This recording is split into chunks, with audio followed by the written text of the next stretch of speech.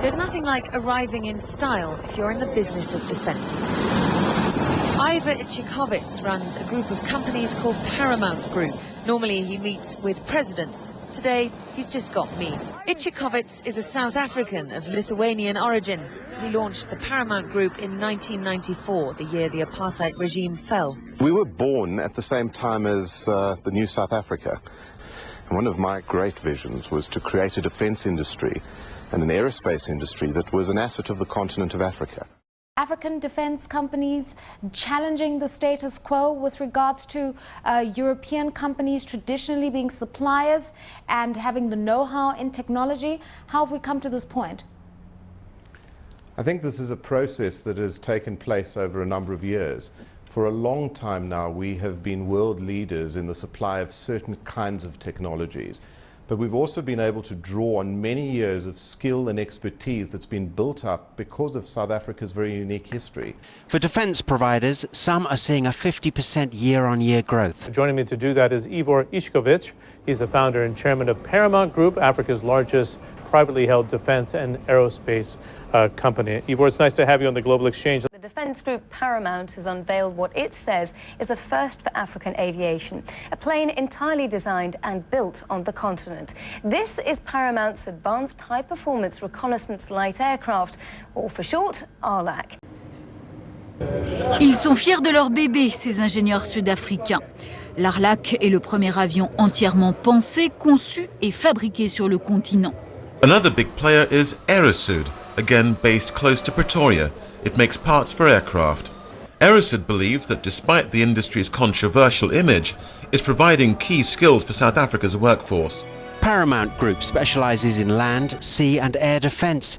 This year in Abu Dhabi, the focus though has been on its mine-protected armoured vehicles. We're already operating 3 factories around the world. It is our intention to build another 5 over the next 5 years. One of the highlights of the show was undoubtedly the launch of the new Mbombe armoured personnel carrier, unveiled by the Paramount Group. It's the brainchild of Chief Technology Officer Leonard Mellett and his team of engineers at the company's South African headquarters, and it's set to take the market by storm. Well, initially with the 4x4 vehicles, one of the main roles for them was to use them in peacekeeping operations. Whereas now with a 6x6, we really have an infantry fighting vehicle. Our next guest is going to be part of that delegation traveling with President Jacob Zuma. Ivor Ichikovitz is chairman of aerospace and defense specialist Paramount Group, and he's executive chairman of private equity firm Trans-Africa Capital. Your private equity group has interests in aerospace and property and energy and agriculture. Why do you think the continent has not managed to play a bigger role in aerospace? The only reason that we have not developed an aircraft to date is because, frankly, nobody set their mind to it, and nobody set their mind to putting all these amazing people together to go out and do it, and we decided to do that now. It's a tough climb, but South Africa's defence industry is working hard to reinvent itself. It's thought the country spends around $4 billion a year on defence, or just over 1% of its total economic output. You've seen sales growth in the last few years of 20%. Your workforce has also grown. You've opted for what you call an in-country manufacturing model. Annual defence spending, which is currently worth well over $1.5 trillion globally, seems to be recession-proof, even if governments have to borrow in order to spend. Governments around the world are starting to face different kinds of threats. There's also a very strong acknowledgement of the value of human life, and as a result, governments are now starting to invest significantly in protective equipment so that their troops can go into difficult situations, do their work and get out safely. Africa, aerospace and defense.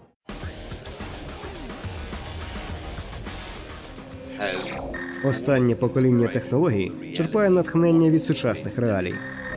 Багато країн розвивають технології, що використовувалися у вчорашніх бойових діях. Are we talking about looking to Africa and looking to the emerging markets like your company has done to harness growth and not be so dependent on the European economy? There are just too many opportunities everywhere we turn, there is an opportunity in Africa. And I mean, we've entered an era of amazing optimism on the continent. We've entered into an era of unbelievable innovation, and there are opportunities everywhere where we could do a deal a day if we wanted to. That's pretty good. Africa's time has finally come, as they say. Ivor Išković joining us from London. He's the executive chairman of the Paramount Group in the defense space, and also executive chairman of the private equity group Trans-Africa. In South Africa, there are many inspirational men and women. And here on Movers and Shakers, you'll have the opportunity to get inside their heads. My name is Vusi Zion, and I'm on a quest to understand the path to success through the life stories of Mzansi's real visionaries. Oh, he's very much a maverick. He just thinks differently. He sees where the things are going. And other people don't see it yet, but he's already aligning everything and getting it together. If I'm not having fun, then I'm not doing it. That's my absolute philosophy in life.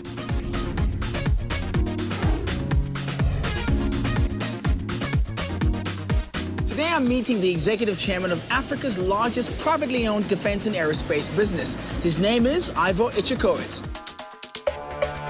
Ivor founded the Paramount Group in 1994. The South African group of companies operates in the global defense, internal security and peacekeeping industries. It offers a range of armored vehicles, military aircraft, equipment and training to governments.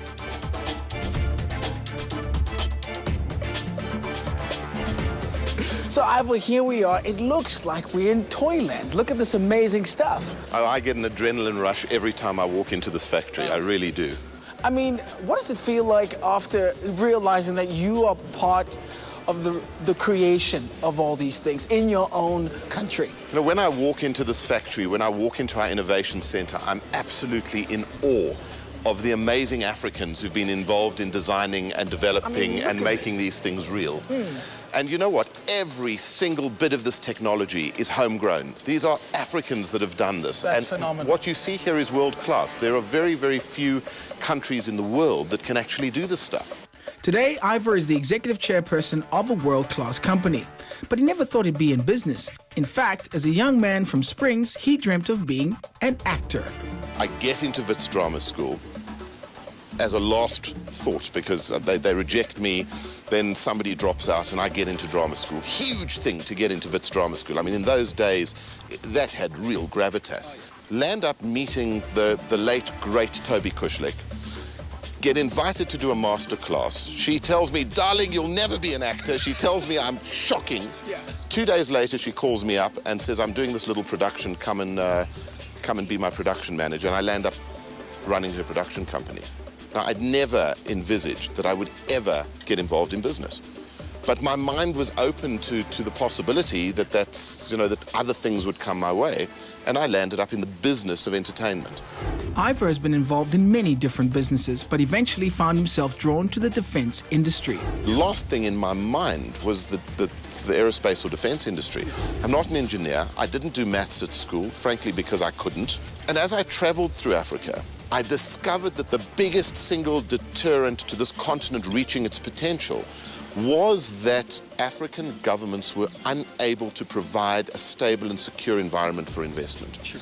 And through that understanding, I looked to South Africa to see how South Africa could help these governments create the basics for a secure environment. And that's how I got into the industry, literally by having an understanding of a need in Africa and matching it to technical capability in South Africa. My mission was to help African governments to create secure environments so that investment can be attracted, so that jobs can be created, so that poverty can be alleviated, and so that the continent can achieve its potential. Your industry, though, is not without controversy, and you've suffered a fair share of question marks on the public domain about, well, here's a guy who charters free flights for presidents. He kind of is a lord of war because you're in saying you want to be a peacekeeper, but you're actually giving people arms that eventually end up causing the stuff. What's your take on that? To the uninitiated, to the layman.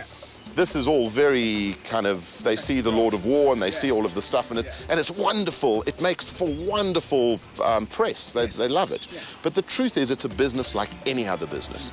It's a business that involves people, it's a business that involves trust, it's a business that involves a huge amount of integrity. And we pride ourselves, because of why we're in this business. We're in this business to make a difference. We're in this business to genuinely bring about peace in Africa. We're in this business to bring about peace in the world. We're not in the arms business. There's not a single factory in my group that makes any arms of any nature. Our primary objective here is to make sure that the police, the soldiers, the peacekeepers can go into very hostile environments, do their jobs, and be completely safe. And, you know, human survivability is my mission. The fact is that the defense industry is one of the most highly regulated industries in the world. It is regulated by the United Nations, it's regulated by international treaties, and it's very heavily regulated by the South African government. So in order to be in this industry, you have to be completely transparent. In order to be in this industry, you can only deal with sovereign governments. In order to be in this industry, you have to have very strong relationships of trust with these governments. Innovation is of overriding importance to Ivo, and this has already borne fruit. We take a look at an accomplishment we can all be proud of after the break.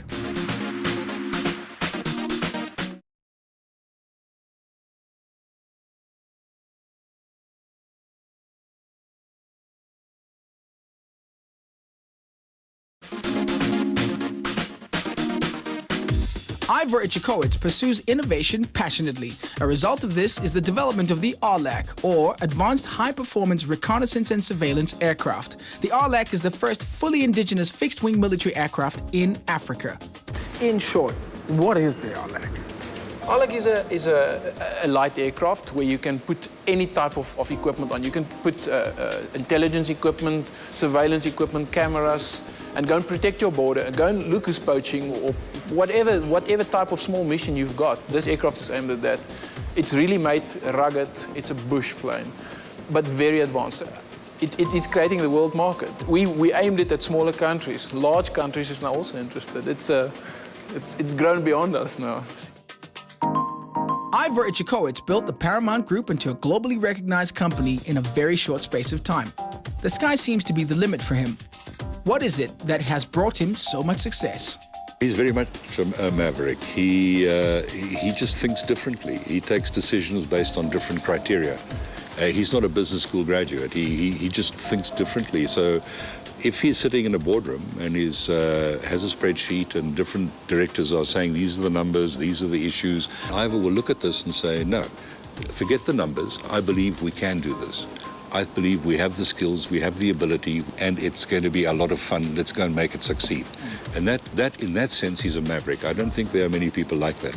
You know, the most relevant message that I can give to young people is to plug into their reality, understand their environment, plug into the people around them, extract ideas, extract opportunity, and go and make them happen. Don't listen to why things can't be done. I honestly, from the bottom of my heart, believe that nothing is impossible. Young Africans have the greatest potential to tackle the entire world. We have the potential for this continent to be one of the most innovative continents in the world. We have the skill, we have the energy, we have the people. It's just a case of not believing what the rest of the world does, breaking those shackles and going to make it happen.